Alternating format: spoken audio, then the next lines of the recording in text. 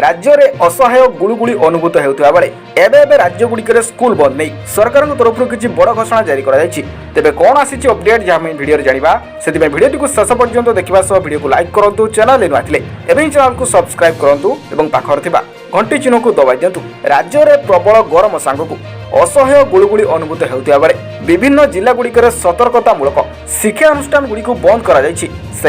समय बढ़ुवा तापमात्रा और तीव्र ग्रीष्म प्रवाह को देखि खोर्धा जिलार कर्तृपक्ष शिक्षानुष्ठान गुड़ी अस्थायी भाव बंद करने को निर्देश देते जहाँकि पिलामानकु हिट वेव्रु रक्षा करिबो। तेबे एहाकु नजर रखी खोर्धा जिलार समस्त स्कूल एवं अंगनवाड़ी केन्द्र गुड़िक एप्रिल 20 रु एप्रिल 23 तारिख पर्यंत बंद रखा जिला प्रशासन निर्देश देइछि। सेहिपरि अधिकारी माने कहिसंति जे एही पदक्षेप छात्र छात्री मानक सुरक्षा एवं सुस्थता निश्चित करने उपरे केन्द्रित विशेषकर जो छोट पिला माने प्रबल खरा एवं गरमर सम्मुखीन हेउछंती तेबे यह सरकारी एवं बेसरकारी प्रतिष्ठान पई प्रযোज्य।